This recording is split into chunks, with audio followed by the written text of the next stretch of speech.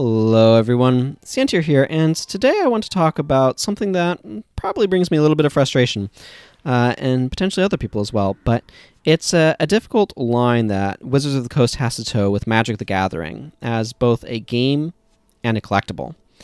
This is, in part, I think, a bit of a legacy feature from the fact that it started off as a trading card game, where trading cards would generally be strictly a collectible object, so like a baseball card, for example.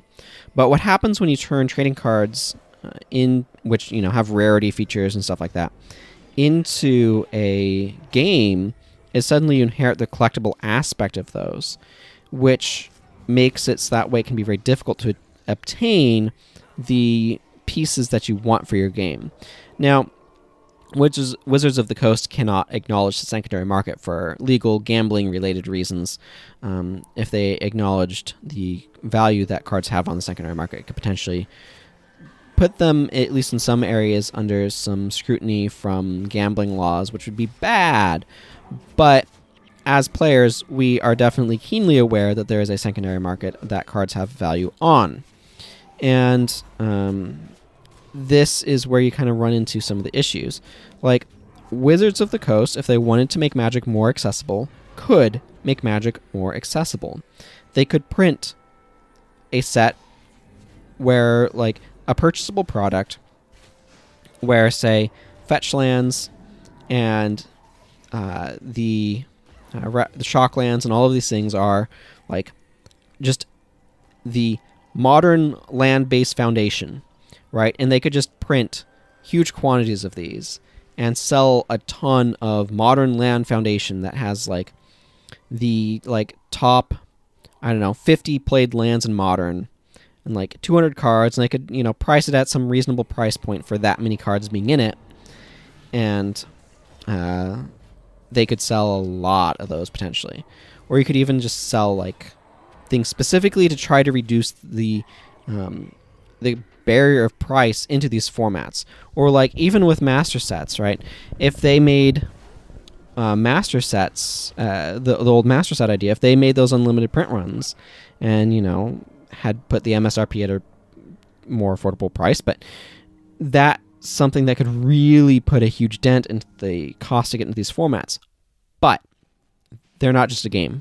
It's not just about accessibility to the game objects. It's also about inaccessibility because they're collectible. And collectibles live and thrive on inaccessibility. And this is the tension that is inherently built into Magic the Gathering's design from a business standpoint. As a game, it pushes towards accessibility because the more accessible it is for people to obtain the game pieces, the more people you can have playing. The more they're able to get into playing the game, that sort of thing. But the less accessible the pieces, the more desirable they are as a collectible. And so the collectible aspect of Magic the Gathering is in direct contradiction to the game aspect of Magic the Gathering. And so they have an inherent tension here of if they wander too much towards game, then they cause all sorts of problems with the collectible aspects of the game. And if they wander too much towards collectible, then they run into accessibility problems with the game. So this is where you see problems with like Vintage, for example. And like here's the big problem that they're going to run into. Most Vintage tournaments that I'm aware of have like a proxy rule where you're allowed a certain number of proxies because accessibility prevents people from actually playing with cards like Black Lotus and the Moxen and Ancestral Recall and all of these cards that are on the reserved list that you cannot really get access to. They're just ludicrously expensive on the secondary market, and they're not, being freshly printed. So you can see the impact of the collectible aspect of the game on sort of the price of entry to Vintage, for example. So, like, obviously going more towards collectors causes problems with people being able to afford to play the game. But you move too much towards game and you start to devalue people's collection, you cause havoc with the secondary market, you create all sorts of uncertainty there. That causes a certain amount of problems too. And certainly the issues with Chronicles are not far from their mind, but you also create problems with businesses whose, like, their business model is the secondary market. And if you start making all of those things way cheaper, sure, you increase accessibility, but you also damage the secondary market's existing stock and the amount of money that they've invested in that stock. That creates problems as well. And so they have to toe a line with being careful with how cheap they, cheap really is the word here, how much they make it possible for people to get the chase cards, like your fetch lands, for example, while being knowledgeable of the impact of devaluing those on people who have particularly are holding stock to sell it, and the game stores and stuff that have that stock is a huge consideration for them, because Wizards has it in their power to suddenly make cards like, say, Scalding Tarn significantly cheaper by, I don't know, printing a lot of them. But that also suddenly has a huge impact on, places like Star City Games, Card Kingdom, and Cool Stuff Inc., and all of the secondary market sellers who have stock on hand. Suddenly their stock goes down in value, their inventory goes down in value, and that impacts on that. So it's a question of what responsibility do they have? Because again, like Chronicles, I think is a huge point in their history. So for those unfamiliar, Chronicles was a set that just took a bunch of cards from the previous printed sets of Magic, printed them with a white border, but the original expansion symbol, which is really weird, and it was just a huge compilation set, right? It was kind of the first mass reprint set, unless you want to count like beta and revised and some of that stuff. But Chronicles, particularly beta. So Chronicles dramatically increased the accessibility of a bunch of cards, like Nicol Bolas, for example, the original Nicol Bolas card. And that had a huge ripple effects in the secondary market. It spawned the reserved list, which I think the vast majority of Magic players and developers loathe because of the accessibility issues. And so you have all sorts of that way. And like I will say that this day and age, I think Magic is more game than collectible.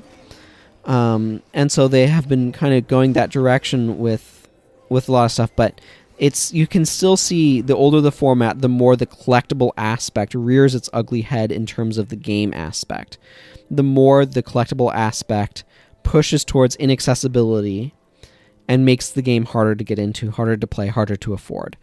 And I think that's unfortunate. I think that causes a lot of those older formats to have a lot of issues in terms of players, particularly things like Legacy and Vintage as formats become very difficult to get into without the original dual lands being anywhere near reasonable prices. So anyway, it's just something that I think it's an interesting challenge for the people at Wizards of the Coast to be able to try to figure out where the line is and how to walk it carefully, so that way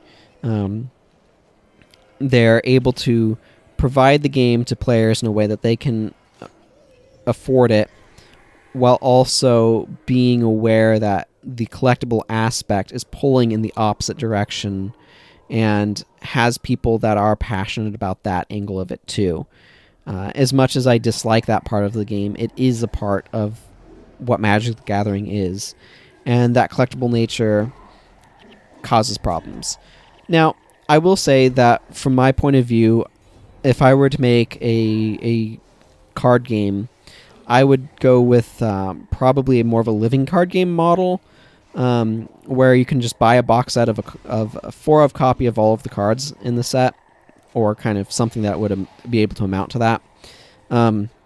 But I would also want to offer a booster product because I think limited environments are really cool, and inside those I would want to do like special premium versions of the cards that you cannot get in the easy to acquire product, with the goal being of, hey, if you want to chase blinging out your deck, you can, but you have to do that through the booster product. But if you just want to have the game pieces to play with, you can do the buy-in on this other product. That's the approach that I would personally take, but it's all a matter of what's the business built on, what's the model, and how do you keep it sustainable. And Magic has a lot of history to it, and that legacy causes a lot of its tensions in terms of this particular thing. But anyway, I just kind of wanted to think about it some, to talk about it some, and to lament to some extent that that's been baked into a game that I would enjoy having be more accessible. But anyway, with that, I'm going to go ahead and wrap up here. And until next time, everyone, take care. Bye-bye.